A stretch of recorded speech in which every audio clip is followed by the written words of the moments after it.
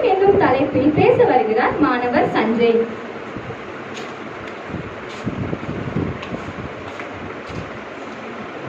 தமிழே தாயே, உன்னை வணங்கி தொடங்குகிறேன் எனது.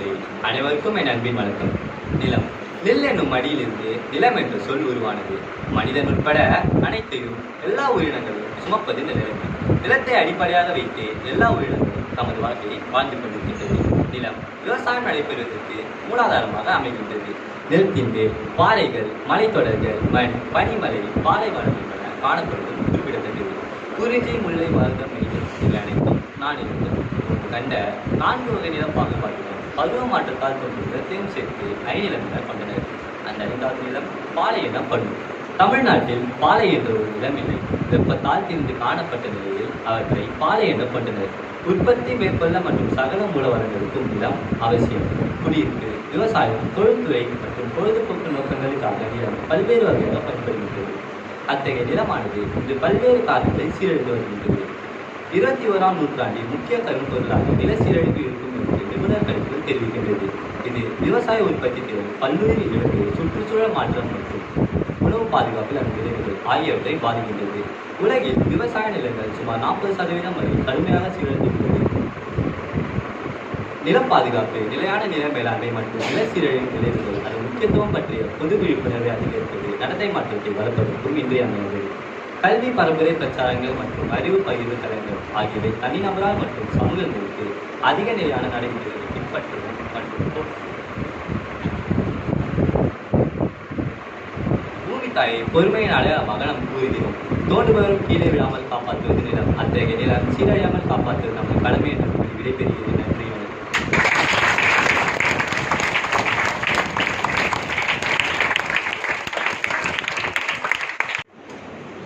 சஞ்சயின் கருத்துக்களை தொடர்ந்து காற்று பற்றி பேச வருகிறார் மாணவி மோனிகா.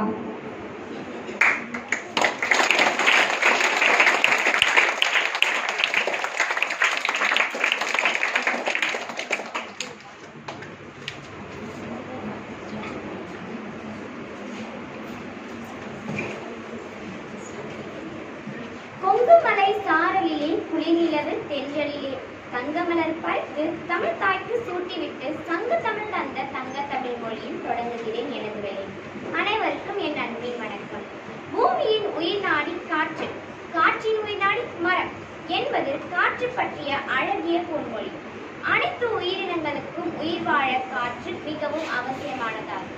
ஆனால் காற்றானது மனித நடவடிக்கைகளால் பெரிதும் மாசடைந்து வருகின்றது.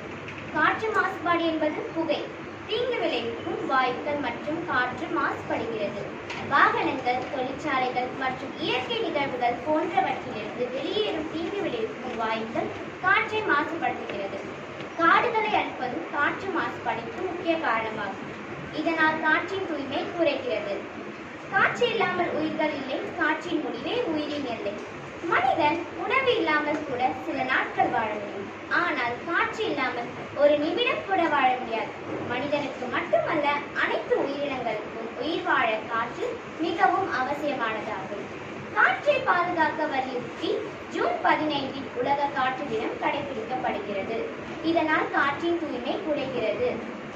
காற்று மாசுபாட்டால் மனிதர்களின் நடவடிக்கைகளால் பெரிதும் மாசுபடுகிறது.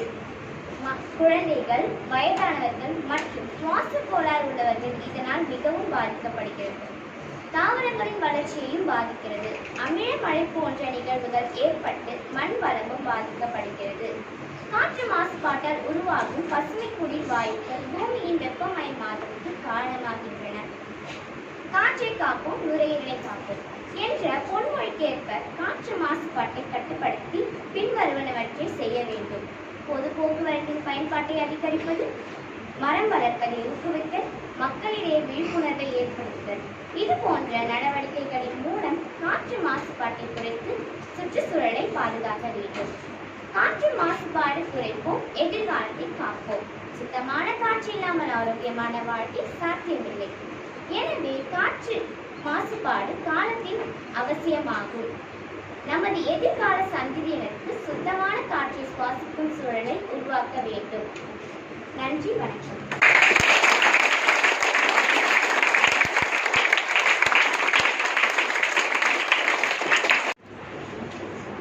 காற்றின் தேவையை நன்றாக பறைசாற்றியுள்ளார் மாணவி மோனிகா. அடுத்ததாக நீர் பற்றி பேச வருகிறார் மாணவி எஸ் ஸ்ருதிகா.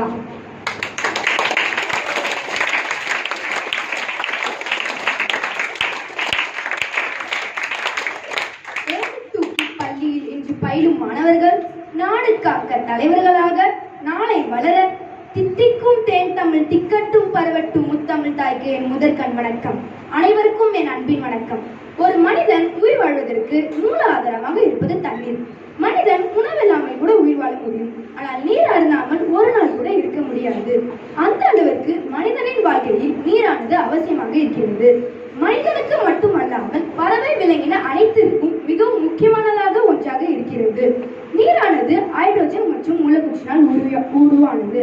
பூமியில் நீரானது 71% 28% நிலத்தாலும் உருவாகி உள்ளது. நீரின் சதவீதமே அதிகமாக உள்ளது. சமுத்திரங்கள், கடல்கள், ஏரிகள், குட்டைகள் போன்ற பெரும்பாலும் இடத்தில் நீர்த்தேக்கம் செய்யப்படுகின்றன. நீரின்றி அமையாது உலகினும் யார் யாருக்கும் வானின்றி அமையாது உலகு. திருவள்ளுவர் நீர் இல்லை என்றால் இந்த உலகமே இல்லை என்கிறார். அந்த அளவுக்கு நீரின் முக்கியத்துவம் அதிகமாக இருக்கிறது. உடலில் உள்ள சூட்டை தணிப்பதற்கும் உடலில் உள்ள ஊட்டச்சத்துக்களை கொண்டு போய் சேர்க்கவும் நீரானது பயன்படுகிறது. உடலில் உள்ள தேவையில்லாத கழிவுகளை அகற்ற நீரானது உதவுகிறது.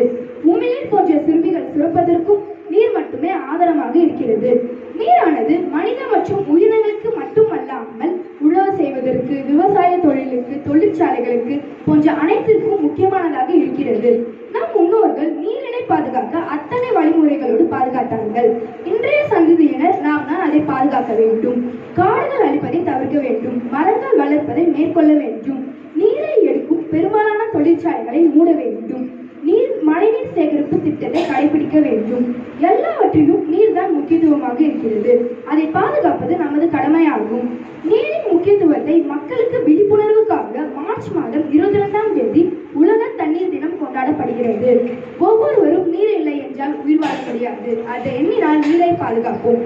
நீர் வளமும் நிலவளமும் கொண்ட சோழ நாட்டின் பெருமையை சேக்கிழார் தனது பெரிய புராணத்தில் காடெல்லாம் கடைக்கரும்பு, காவெல்லாம் குழைக்கரும்பு, மாடெல்லாம் கருங்குவலை, வயலெல்லாம் நெருங்குவலை, கோடெல்லாம் மட அன்னம், குளமெல்லாம் கடல் அன்னம், நாடெல்லாம் நீர்நாடு, தனி ஒவ்வா நலமெல்லாம் என்று பாடுகிறார். அகிழி, அருவி, ஆற்று, ஊற்று, ஏரி, கண்மாய் போன்ற நிலப்பொழிந்த இடங்கள் தோறும் நீர்நிலைகளை பெருகி நம் முன்னோர்களை வணங்கி வாய்ப்பிற்கு நன்றி கூறி விடைபெறுகிறேன். நன்றி. நீரின் தன்மையை அழகாக எடுத்துரைத்தார் ஸ்ருதிகா. அடுத்தது மரம் பற்றி பேச வருகிறார் மாணவி ஏ கிருஷ்ணபிரியா. பிறந்து சிறந்த மொழிகளில் சிறந்தே பிறந்த தமிழை வணங்கி என் அவையோரை வணங்கி என் உரையை தொடர்கிறேன். நான் இன்று மரத்தை பற்றியும் அதன் பண்புகளை பற்றியும் என் உரையை ஆற்ற வந்துள்ளேன். மரங்கள் மரங்கள் மிக முக்கியமானவை, மதிப்புமிக்கவை மற்றும் நம் இருப்புக்கு அவசியமானவை. ஏனெனில் அவை நமக்கு 2 வாழ்க்கை தேவைகளை வழங்குகிறது: உணவு மற்றும் ஆக்சிஜன். அடிப்படையில் நம்மை உயிருடன் வாழ வைப்பதை தவிர மரங்கள் நாம் பெறும் பெரிய மற்றும் சிறிய பல நன்மைகள் உள்ளன. எனவே மரங்கள் அனைத்து உயிர்களின் வாழ்விற்கும் இன்றியமையாத ஆதாரமாகும். மரங்கள் வளமான ஆரோக்கியமான சுற்றுச்சூழல் அமைப்புக்கு பங்களிக்கின்றன. விலங்குகள், பூச்சிகள், பறவைகள், குஞ்சைகள் தங்கள் வீடுகளை மரங்களில் உருவாக்குகின்றன மற்றும் பல்வேறு சுற்றுச்சூழல் அமைப்பையும் உருவாக்குகின்றன. இந்த சமநிலையான சூழல் மனிதர்களின் முன்னேற்றத்திற்கு பங்களிக்கின்றது. மரங்கள் தங்கள் சொந்த உணவை உற்பத்தி செய்து உணவு சங்கிலியின் அடிப்பகுதியில் காணப்படுகிறது. மேலும் மரங்கள் ஆயுர்வேதத்தில் இயற்கையான முறையில் நோய்களை குணப்படுத்த பயன்படுத்தும் மருந்துகளையும் உற்பத்தி செய்கின்றன. மரங்கள் நமக்கு சுத்தமான காற்று, தண்ணீர், உணவு ஆகியவற்றை வழங்குகிறது. இது பசுமையும் புத்துணர்ச்சியும் நமக்கு மன அழுத்தத்தை குறைக்கும் மருந்துகளாக செயல்படுகிறது. பச்சை மரங்களால் சூழப்பட்ட குழந்தைகளும் நல்ல நினைவாற்றலை வழங்குகிறார்கள். மரங்கள் நமக்கு சிறந்த வாழ்க்கையை வழங்க இன்னும் நிறைய விஷயங்கள் உள்ளன. மரங்கள் பழங்களை உற்பத்தி செய்கின்றன. அவை வெளிநாடுகளுக்கு ஏற்றுமதி செய்யப்படுகின்றன. இதனால் பொருளாதார வளர்ச்சிக்கு உதவுகிறது. மரங்களை வளர்ப்பது மற்றும் அதன் பொருட்களை விற்பனை செய்வதன் மூலம் மனிதர்கள் தங்கள் வாழ்க்கையை சம்பாதிக்க உதவுகிறது. இது கோடை காலத்தில் குளிரூட்டியாகவும் செயல்படுகிறது. இதனால் ஏசி பில்கள் குறைக்கப்படுகிறது. மரம்தான் மரம்தான் எல்லாம் மரம்தான், மரம்தான் மரம்தான் மனிதன் மரம்தான் என்ற கவியரசு வைரமுத்து அவர்களின் அடியை நினைவு கூர்ந்து மரம் வளர்த்து மரம் பெறுவோம். இந்த பூமியில் மனிதர்கள் வாழ மரங்களை நேர்த்தியாக வளர்க்க வேண்டும். மேலும் மேலும் மரங்களை வளர்க்க ஊக்குவிக்க வேண்டும். இது நம் சொந்த நலனுக்கானது. இதை நாம் எவ்வளவு புரிந்து கொள்கிறோமோ அவ்வளவு நல்லது. நன்றி.